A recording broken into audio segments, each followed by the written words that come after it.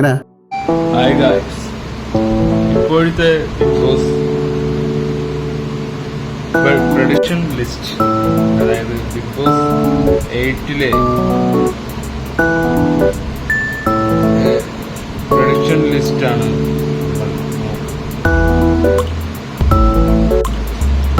ഇപ്പോൾ big boss എന്ന് പറയുന്നത് ഒരു സാധാരണ ഗെയിം, വലിയ വലിയ കളിയാണ്. അപ്പോൾ ആ കളികളിൽ ചിലർ പരാജിതനാവും, ചിലർ വളരും.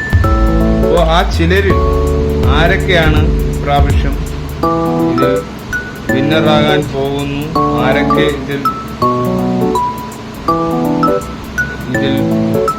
ഉണ്ടാകുമെന്നൊക്കെ നമുക്ക് ഒരു പ്രഡിക്ഷൻ ലിസ്റ്റ് നോക്കാം.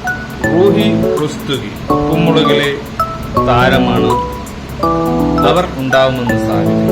അനഘ രവി എന്ന് പറയുന്ന ഒരു വ്യക്തിയും കൂടി. അസീസ് നെടുമങ്ങ സ്റ്റാർ മാജിക് താരമാണ്. രാജ കലേഷ് ഒരു ആങ്കറാണ്. അലൻ ജോസ് പെരേര അനഘ തന്നെയാണ്. രാജേഷ് കലേഷ്, അലൻ ജോസ് പെരേര, ജൂഹി റുസ്തുഗി, അനഘ രവി, അങ്ങനെ ഇത്തരത്തിലുള്ള ലിസ്റ്റുകളിൽ പല ആൾക്കാരുമുണ്ട്. പിന്നെ വരാൻ പോകുന്നത് സന്ദീപ് CP ആണ്. മീര വാസുദേവൻ ഒരു സീരിയൽ ആക്ടറാണ്. രോഹൻ ലോണ്, അത് മുമ്പ് പറഞ്ഞിരുന്ന ഒരു കണ്ടസ്റ്റന്റ് ആണ്. സാജൻ സൂര്യ, പിന്നെ രേഖ എന്ന് പറയുന്ന ഒരു serial artist. Sandeep CP, Neena Kurup എന്ന് പറയുന്ന അമബ് സംഘടനയിലുള്ളവർ, രേഖ എന്ന് പറയുന്ന സീരിയൽ ആർട്ടിസ്റ്റ്. ഇത്തരത്തിലുള്ള നിരവധി ആൾക്കാർ, 8 കണ്ടസ്റ്റൻസ് ആണ് നമ്മൾ ഇപ്പോൾ പറഞ്ഞിരിക്കുന്നത്. 8 എത്രയാണ്? 8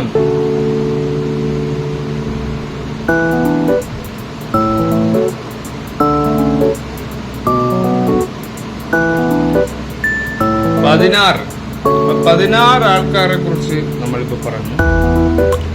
അടുത്തത് വരാൻ പോകുന്ന കണ്ടസ്റ്റൻസിന്റെ പ്രഡിക്ഷൻ ലിസ്റ്റാണ്. ലക്ഷ്മി നക്ഷത്ര ആങ്കറാണ്.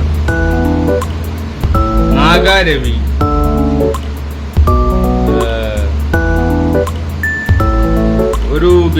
ഒരു സീരിയൽ ആ താരം കൂടിയുണ്ട്, മെയിലാണ്. ഇവരെ പ്രഡിക്ഷൻ ലിസ്റ്റിൽ ഉള്ളവരാണ്, ഉറപ്പൊന്നും പറയാൻ കഴിയില്ല. അപർണ തോമസ്, നാഗാദേവി, ഇവരൊക്കെ ബിഗ് ബോസിന് അർഹരായവര് തന്നെയാണ്. അലനോസ് പാട്ട, അങ്ങനെ പല ആൾക്കാരുണ്ട്.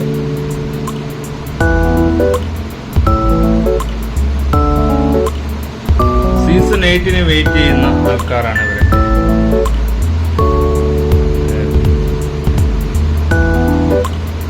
നിരവധി പേരാണ് പ്രാവശ്യം. സോഷ്യൽ മീഡിയ കത്തിക്കാൻ ഇവരൊക്കെ മതിയാവും. 5 പ്രഡിക്ഷൻ ലിസ്റ്റും കൂടി നമുക്ക് നോക്കാം. പാർവതി പ്രാവു ആർട്ടിസ്റ്റും ആങ്കറുമാണ്. ഇൻഫ്ലുവൻസറായ social media Dhanya. Ashwini A Instagram ക്രിയേറ്ററാണ്. ഇവരൊക്കെ നമുക്ക് പറയാത്ത കണ്ടസ്റ്റൻസ് ആണ്. ഷാക്കിർ മല്ലു ട്രാവലറുണ്ട്, പ്രാവശ്യം സാധ്യതയാണ്.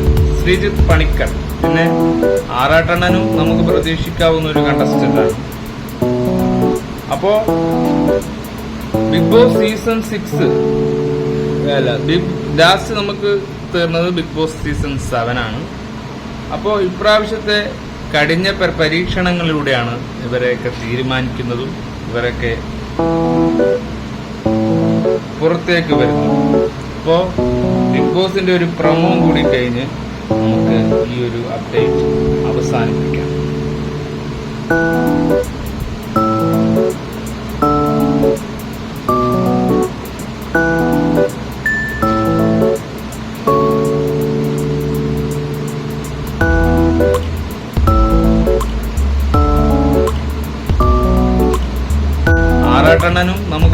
തീരുമാനിക്കാവുന്ന ഒരു കണ്ടസ്റ്റന്റ് ആണ്. അപ്പോ ബിഗ് ബോസ് സീസൺ 6 ലാസ്റ്റ് നമുക്ക് തീർന്നത് ബിഗ് ബോസ് സീസൺ 7 ആണ്. അപ്പോ ഇപ്രാവശ്യത്തെ കഠിന പരീക്ഷണങ്ങളിലൂടെയാണ് ഇവരെയൊക്കെ തീരുമാനിക്കുന്നതും ഇവരൊക്കെ പുറത്തേക്ക് വരുന്നത്. അപ്പോ ബിഗ് ബോസിന്റെ ഒരു പ്രമോം കൂടി കഴിഞ്ഞ് നമുക്ക് ഈ ഒരു അപ്ഡേറ്റ് അവസാനിപ്പിക്കാം. നമ്മളൊക്കെ ആസ്വദിക്കും, അത് നമുക്കൊന്നും കിട്ടില്ലതേ. നമുക്കെന്താ കാര്യം, നമ്മൾ സാധാരണക്കാരല്ലേ ബ്രോ. 1980 മഞ്ഞിൽ വിരിഞ്ഞ പൂക്കളിലൂടെ നരേന്ദ്രനായി വരുമ്പോൾ ഞാനൊരു സാധാരണക്കാരനാണ്. അതുകൊണ്ട് തന്നെ ഒരു സാധാരണക്കാരൻ്റെ ആശങ്കകളും വിഷമവും എനിക്ക് നന്നായിട്ട് മനസ്സിലാകും. മറ്റ് ബിഗ് ബോസ് ഷോകളെ അപേക്ഷിച്ച് ബിഗ് ബോസ് മലയാളത്തിൻ്റെ ഏറ്റവും പ്രധാന പ്രത്യേകത എന്താ? നമ്മൾ സാധാരണക്കാർക്കും ഈ ഷോയിൽ അവസരം കൊടുക്കുന്നു എന്നത് തന്നെ. എന്നാൽ ഇത്തവണ big Boss Malayalam season 8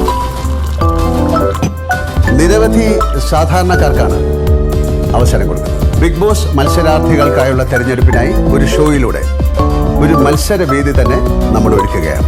big boss അഗ്നിപരീക്ഷ വിജയിച്ചു വരുന്നവർക്ക്, ഷോയിലെ പ്രകടന മികവിലൂടെ തിരഞ്ഞെടുക്കപ്പെടുന്നവർക്ക് ബിഗ് ബോസ് മലയാളം സീസൺ 8 നേരിട്ട് പ്രവേശിക്കും.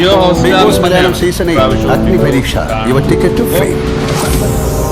ഒരു അഗ്നിപരീക്ഷണം, ഈ അഗ്നിപരീക്ഷണത്തിൽ ഞാനും ഒത്തുചേർന്നിരുന്നു. എല്ലാവർക്കും ബിഗ് ബോസിൽ കയറാനും ഇറങ്ങാനും ആഗ്രഹങ്ങൾ ഉണ്ടാവും.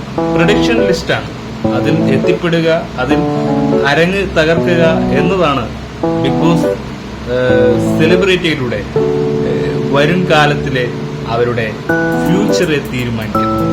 നല്ല കാലമാണെങ്കിൽ അവൻ എന്നും നല്ല കാലമായിരിക്കും, മോശകാലമാണെങ്കിൽ എന്നും അവനെ റീച്ച് ഉണ്ടാക്കുന്നതിന് വേണ്ടി മോശം കാലം റീച്ചബിളായി മാറും. അതാണ് ഞാൻ കണ്ട ഫെയിമിനെ കുറിച്ചുള്ള സത്യം.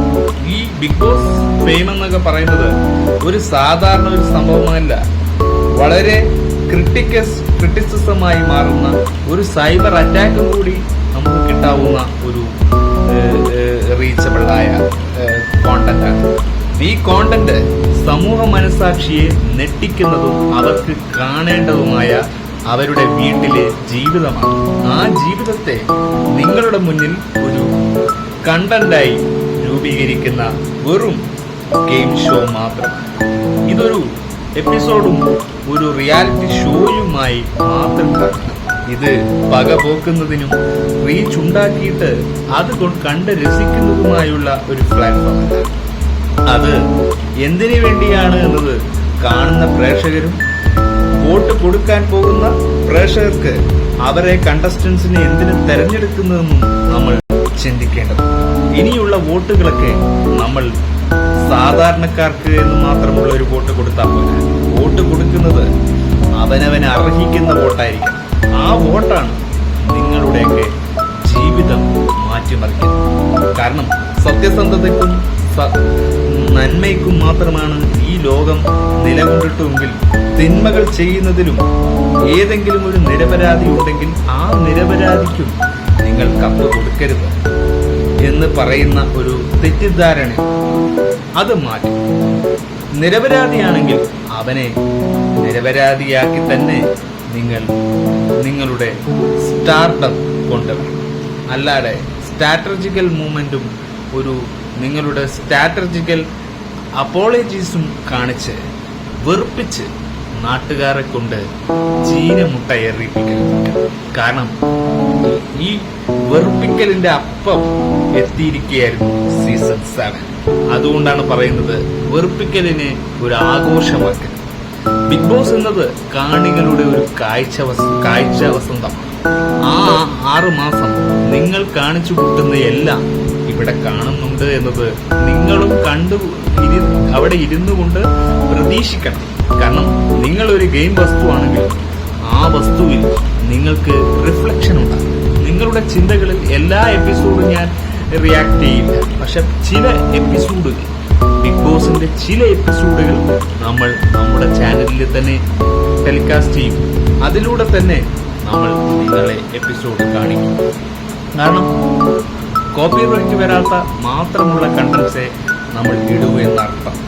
അപ്പോൾ ബൈ ഫോർ അപ്പോൾ പ്രഡിക്ഷൻ ലിസ്റ്റിലുള്ളവർ ഉണ്ടോ ഇല്ലയോ എന്ന് കണ്ടെത്തി ഏതാണ് ഒറിജിനൽ ഏതാണ് ഫേക്ക് എന്നത് നിങ്ങൾ തീരുമാനിക്കുക. ഞാനൊരു ചെറിയൊരു പ്രഡിക്ഷൻ ലിസ്റ്റാണ്.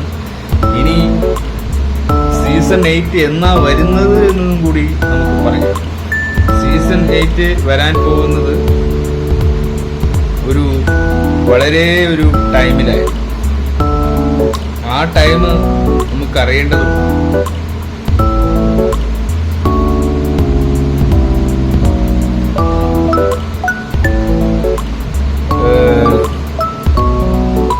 മോഹൻലാൽ തന്നെയാണ് ഇത്രയും 2026 ഫീച്ചറിംഗ് വിൻസെന്റ് കളർ. അപ്പോൾ ഇത് വരാൻ പോകുന്നത്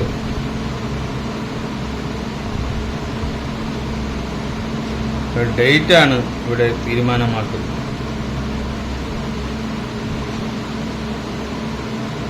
ഓഗസ്റ്റ് 2026 ആവുമ്പോൾ ഈ സീസൺ ആരംഭമുണ്ടാവും. അതുവരെ നിങ്ങൾ കാത്തിരിക്കുക. Bye four.